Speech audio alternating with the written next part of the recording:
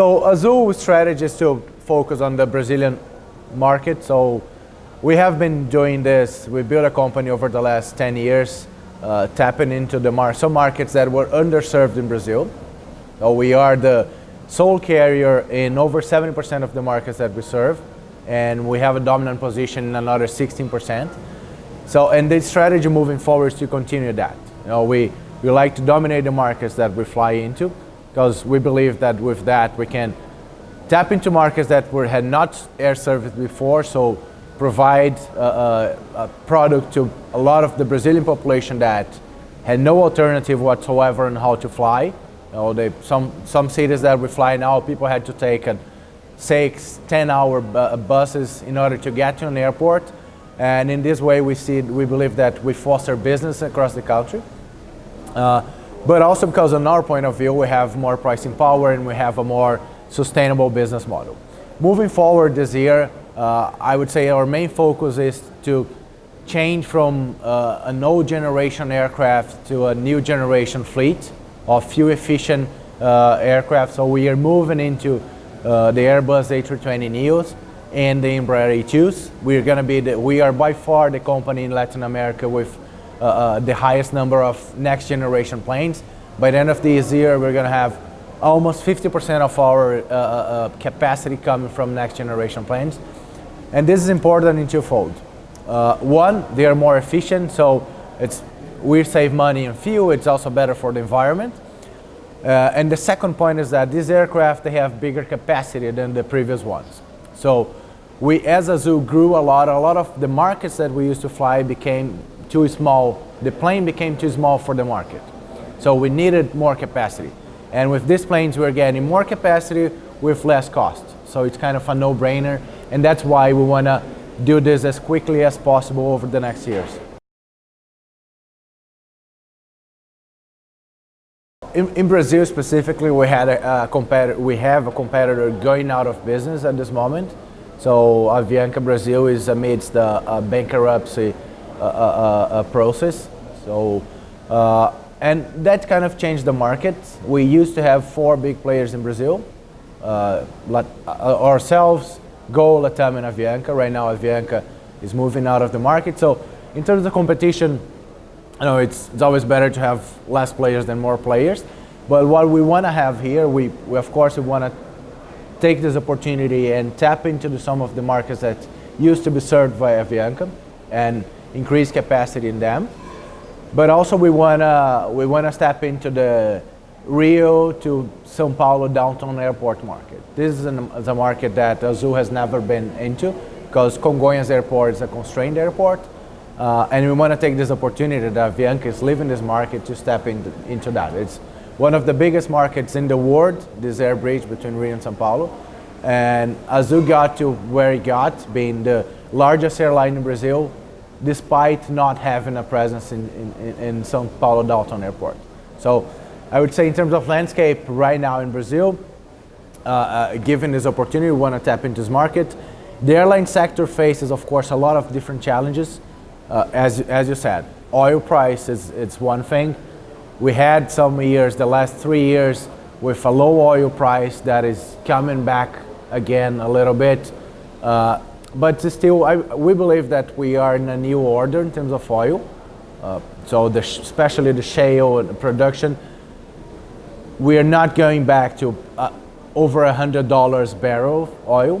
But of course, there is a risk of oil going over. It was over 70 not long ago, maybe going to 80.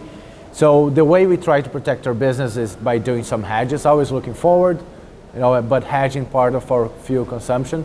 So we have hedge buys you time. The best hedge you can have in a company is your business model. So you have to have a business model that is shielded and that allows you to have some pricing power. But of course, you need the hedge to buy you time to adjust the business if the market changes a lot. And that's part of our job as Treasury, to buy time to the business adjust itself if the conditions require it to do so.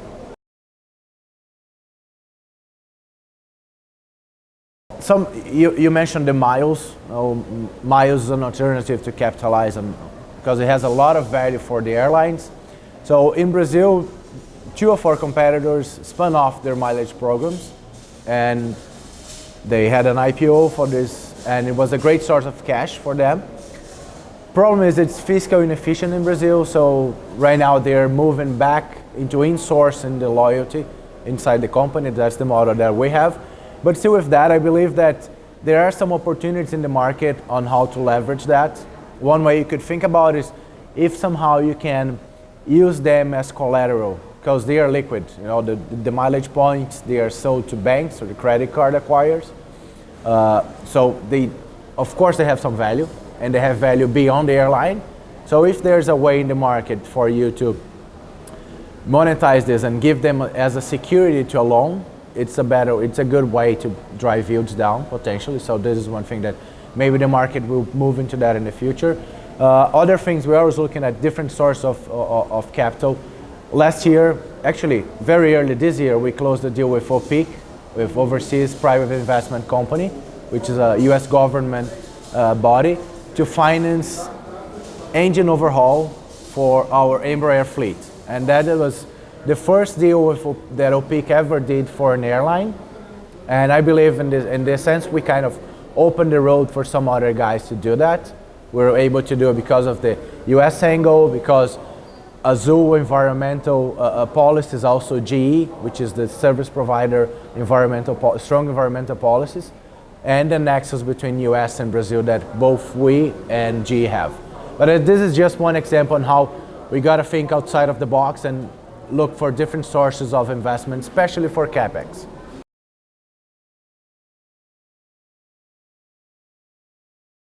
The usual suspects are always here, so oil and FX, they always play a role, but it's something that we always have to monitor.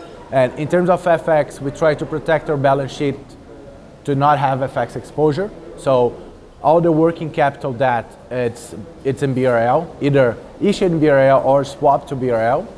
And then if I have an asset that is US dollar, I'm okay in having a liability in US dollar because it's backed by an asset. The worst things worse, I can sell the asset and cash in and pay the debt. So in terms of protection, that's it. Other risks that we have, it's the Brazilian economy. Even though we have a very shielded business model, we have the GDP growth influences the market confidence and how much people fly. So I would say this is definitely the thing that we got to look into the next year. I'm still optimistic moving forward in Brazil. We're growing less than we could be, but still, it's a huge market. Brazilians fly less than Chileans, less than Colombians, and Brazil is a way bigger country than them. I'm not even comparing to America, but we fly way below our peers here in Latin America. So I believe the aviation market is going to grow a lot over the next years. If the economy recovers quicker, we're going to grow even more, the Brazilian market. But we are optimistic on that, of course, with an eye on how to protect the company.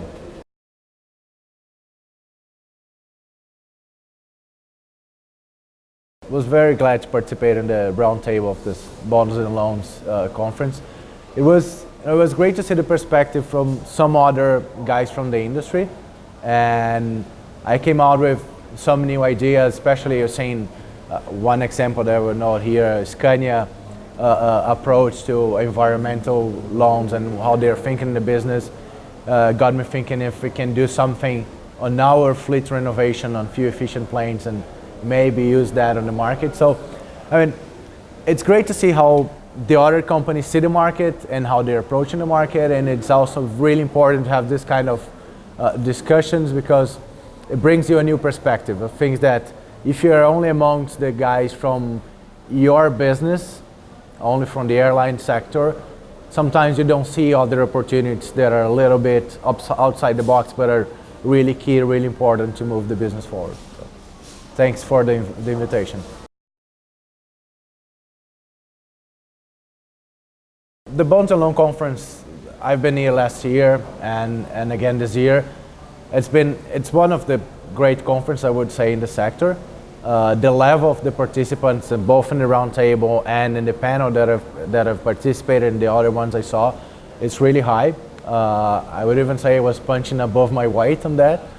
And so it's a really great conference to be in and to share content with the other guys.